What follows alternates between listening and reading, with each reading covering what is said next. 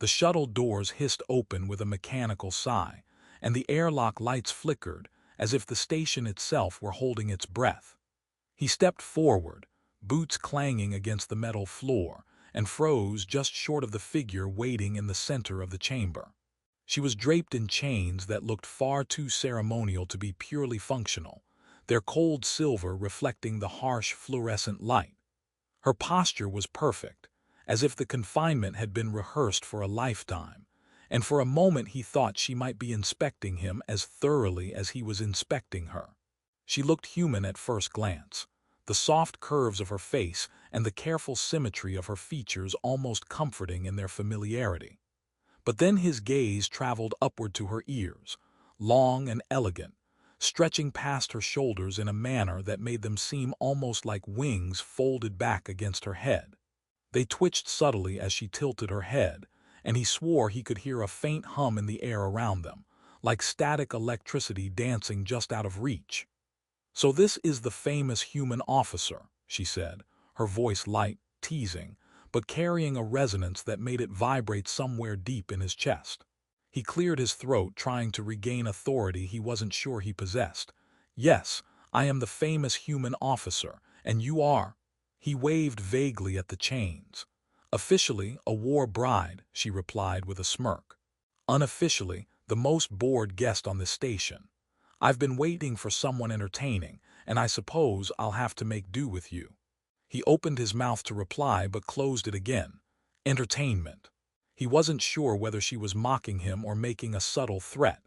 "You do realize," he said carefully, "that chains are uncomfortable." "They are," she said, shifting slightly and making the metal clink melodiously. "But I hear humans enjoy discomfort. You find it motivational during physical training, don't you?" He gritted his teeth, wondering if she was making fun of the push-ups he had done this morning or of the entire human species. "I am motivated," he muttered, "mostly by surviving encounters with alien dignitaries who think sarcasm is a weapon." "Ah, then we're even," she said, stepping closer.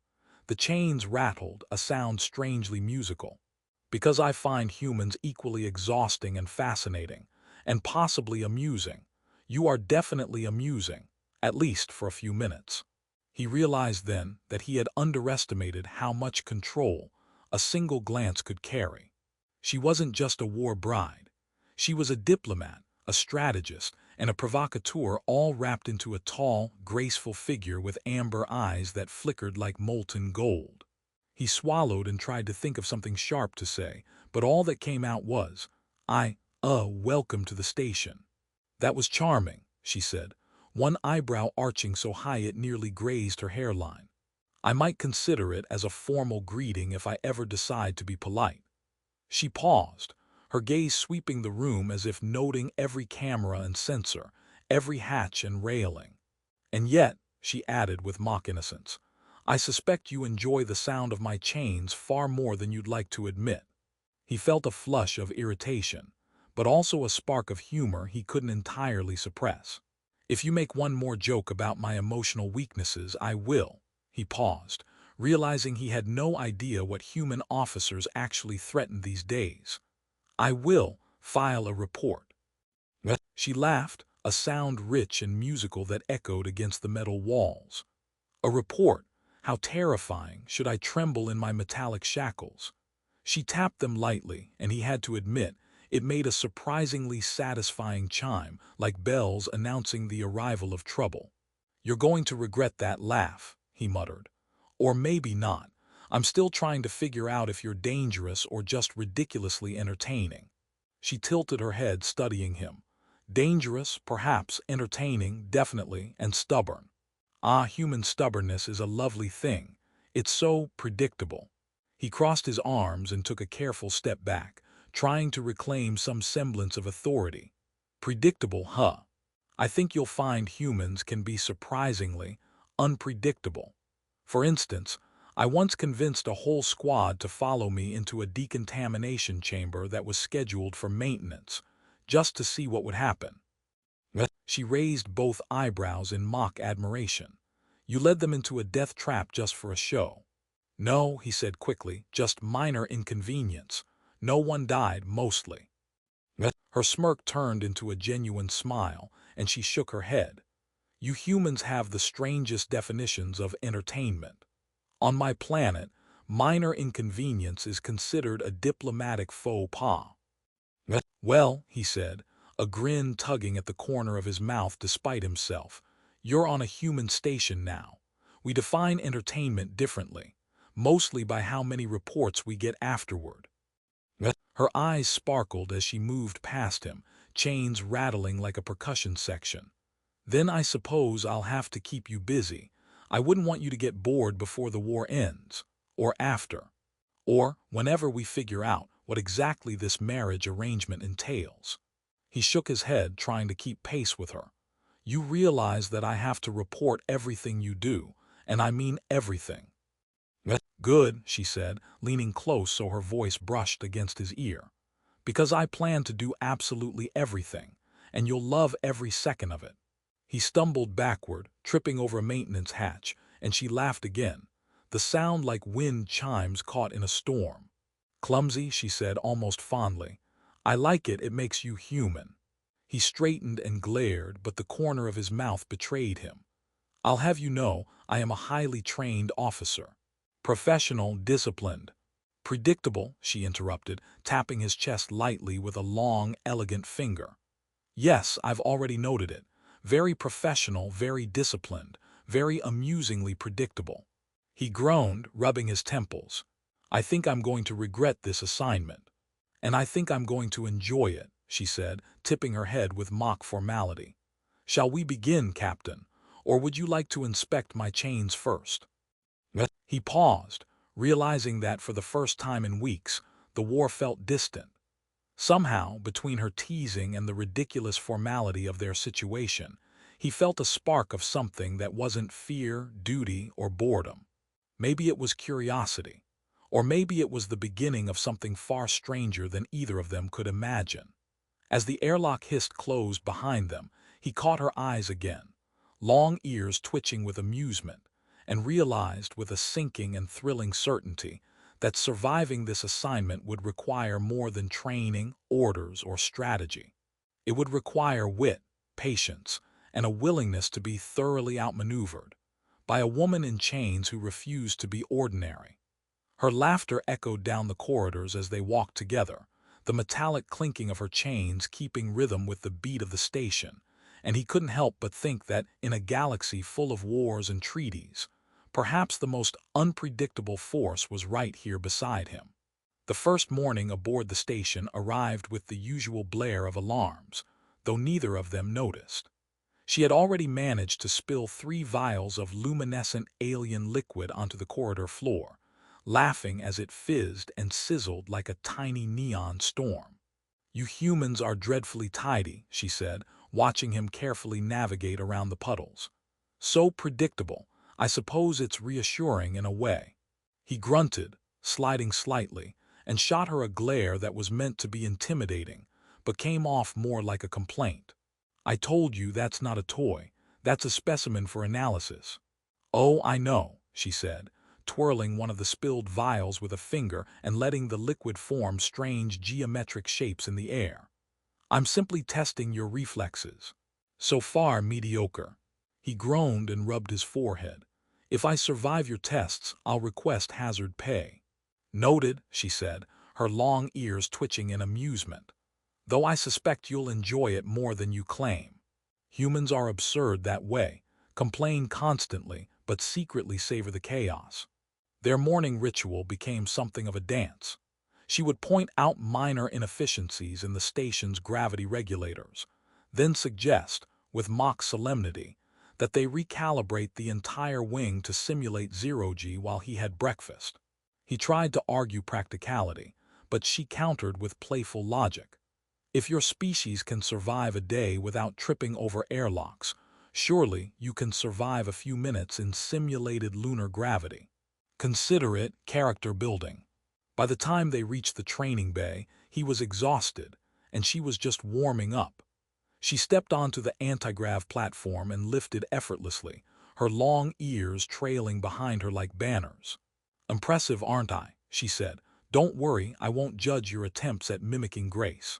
He clenched his fists and stepped onto the platform anyway, feet wobbling as his body fought the unfamiliar physics. This is entirely unfair, he muttered. I was trained to fight in zero-G, not floating ballet. She laughed, and the sound was like a bell chime in the empty chamber. Ah, but technique matters. Strategy is half the battle, elegance is the other half. Watch closely, human officer. Observe and learn. They moved through a series of drills, some serious, some absurd. She would suddenly release a burst of ionized gas, causing him to spin in circles, only to offer a hand to steady him with exaggerated flair. Trust me, she said, eyes glinting. It's all part of the lesson, mostly for your humility. During breaks, she would wander the station's observation deck, gesturing at the stars with dramatic flair. That cluster over there, she said, pointing to a swirl of violet light, used to be a minor moon. My people used to race through its tunnels on sleds that ran on pure magnetism. You humans have sleds too, don't you? I hear they're primitive. Primitive? He asked, leaning against the railing. They work mostly. Mostly? She echoed, one eyebrow raised. Careful, human. You're treading dangerously close to insulting my cultural sensibilities. One slip and I may subject you to a lecture on comparative gravity sports. And trust me, that takes hours. He chuckled despite himself, shaking his head. You're unbelievable. Unbelievable, she repeated with mock offense. I prefer extraordinary, unpredictably extraordinary, but I'll allow your comment as baseline appreciation. Even in moments of levity, the tension between duty and freedom lingered. Reports had arrived about unrest on her planet, and he had to weigh whether to enforce stricter human control or follow the obscure, often absurd protocols of alien diplomacy she insisted were crucial. Yet every time he tried to approach the subject seriously, she deflected with humor, spinning elaborate tales of alien bureaucracies so convoluted he wondered if any planet anywhere could match them.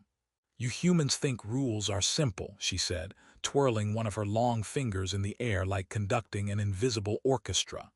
On my world, rules are layered like sedimentary rock. You think you can reach the core easily. Ha! You barely scratch the surface before collapsing under your own assumptions. He groaned. So you're saying diplomacy is literally geology? Exactly, she said with a grin. You're catching on. Soon you'll be a master of rock diplomacy. Just watch your footing. You might stumble over a metaphor. Their humor masked deeper lessons. In a game of holographic strategy, she would rearrange his forces mid-simulation, causing him to groan in frustration. Why? He demanded. To see how you react under pressure, she said innocently, her eyes sparkling. Also because it's amusing, and because if you survive my meddling, you'll be ready for anything the galaxy throws at you.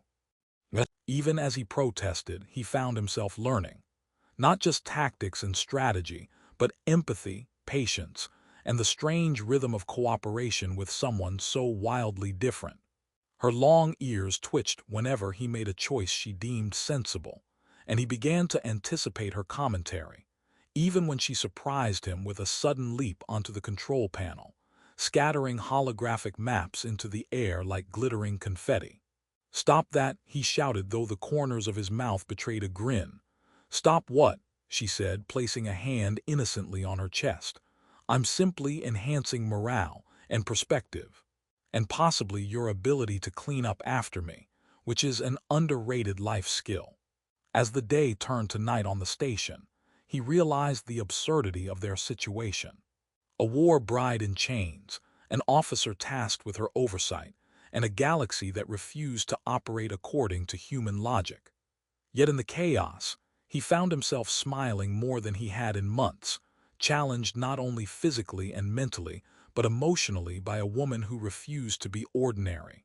When she finally collapsed onto the observation deck floor, stretching her long limbs with a dramatic yawn, she looked at him with a mischievous glint in her amber eyes. Tell me, human, she said softly, do you enjoy these little disasters, or are you merely plotting revenge for the chaos I've unleashed today? He hesitated, then allowed himself a small laugh. A little of both, I suppose. Mostly, I'm trying not to get expelled from my own station for losing my mind. She laughed, and the sound carried through the observation deck like music in the void. Good. That means you're human, and we'll need that for everything yet to come.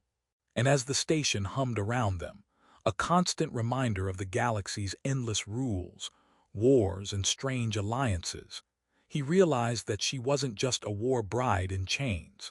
She was a teacher, a challenger, and in her own unpredictable way, the first companion he had encountered who made the absurdity of their universe feel almost manageable.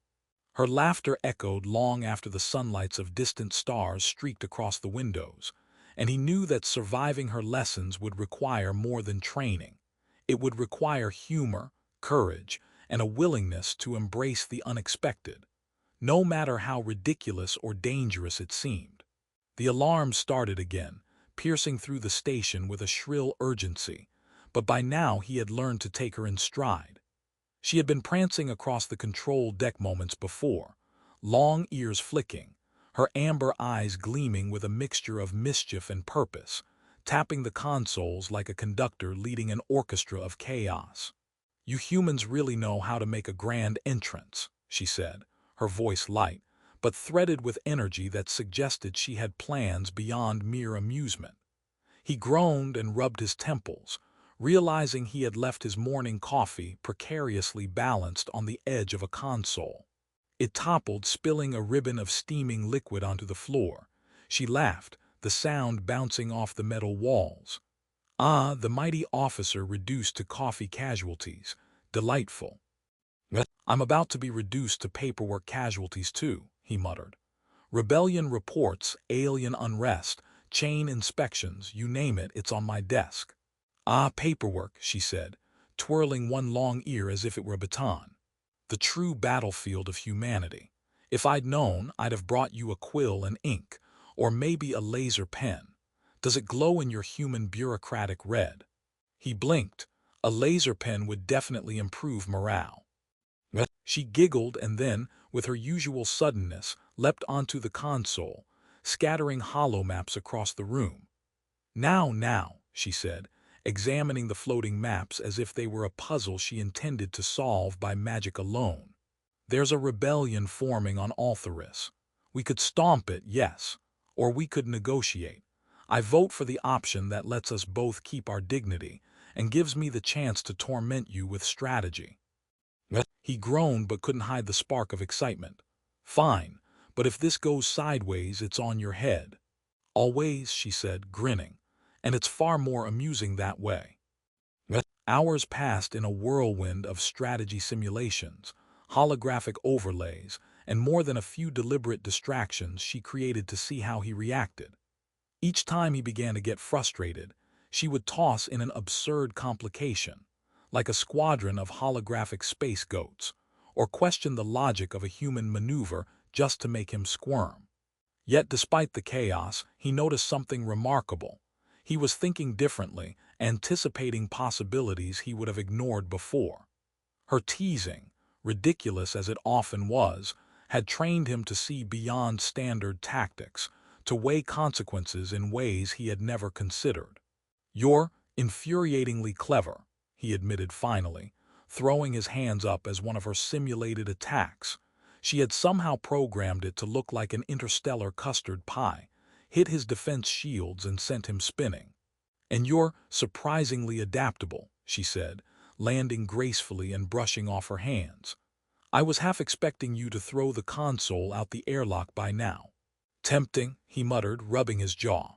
The rebellion itself proved easier to handle than anticipated, largely due to their unconventional teamwork. She offered insight into her people's values, humorously noting every minor slip in human diplomacy as if recording a comedy show. He had to admit, her knowledge and cunning combined with his disciplined approach made them an almost unstoppable team. At one point, she leaned over the comm panel and whispered, "You know, we make quite the pair. Unlikely, yes, but effective, and it keeps me entertained." "I'll take that as a compliment," he said, though he couldn't keep the faint grin from his face. By the time the last communications with the Althurian rebels were resolved, the station hummed with the quiet satisfaction of order restored. He looked at her, chains long since removed, dangling from a transport console as if she had forgotten about them entirely. "You've changed the whole operation," he said, astonished. "I can't believe how smoothly things went." "Of course," she said, brushing her hair back so her long ears caught the light, creating a faint halo of movement. "A little chaos, a little humor, and a dash of interstellar cunning. That's all it takes to make humans surprisingly competent." He laughed, the sound unguarded and warm. "I suppose you've also changed me." She tilted her head, studying him with an intensity softened by amusement. "Yes. You're less rigid, less convinced the galaxy can be reduced to rules and reports. You notice absurdity and embrace it. You anticipate outcomes. You've learned flexibility." "And sarcasm," he added dryly. "And sarcasm," she agreed, her grin widening. "It's essential. Don't forget the sarcasm." The station's corridors were quiet now, the threat neutralized, the rebellion pacified with minimal casualties. He realized he no longer saw her as merely a war bride or a subject of responsibility. She was a partner, unpredictable and challenging, but necessary. She had pushed him beyond the boundaries of his training and duty into a realm of strategy, humor, and empathy he hadn't known existed. They wandered to the observation deck, looking out at the violet-tinted star cluster where she had once recounted tales of sled races and magnetic tunnels. She leaned on the railing beside him, her amber eyes reflecting starlight and mischief. "So," she said softly, "what now, human officer? Do we go back to the usual monotony of space patrols and endless reports?" "Not anymore," he said. "I think we've earned a bit of unpredictability."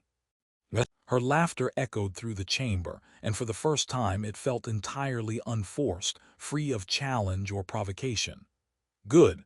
I like unpredictability, especially with you." He looked at her, truly looked, noting the graceful sweep of her long ears, the intelligence in her gaze, the warmth that had grown beneath all the teasing and trials. "Then I suppose," he said carefully, "we'll face whatever comes next together." Her eyes gleamed and she nudged him lightly with her shoulder. "Together, yes, but don't think I'll ever let you take yourself too seriously. Life is far too short for that, and far too boring without a little chaos." He shook his head, smiling, and allowed the moment to settle.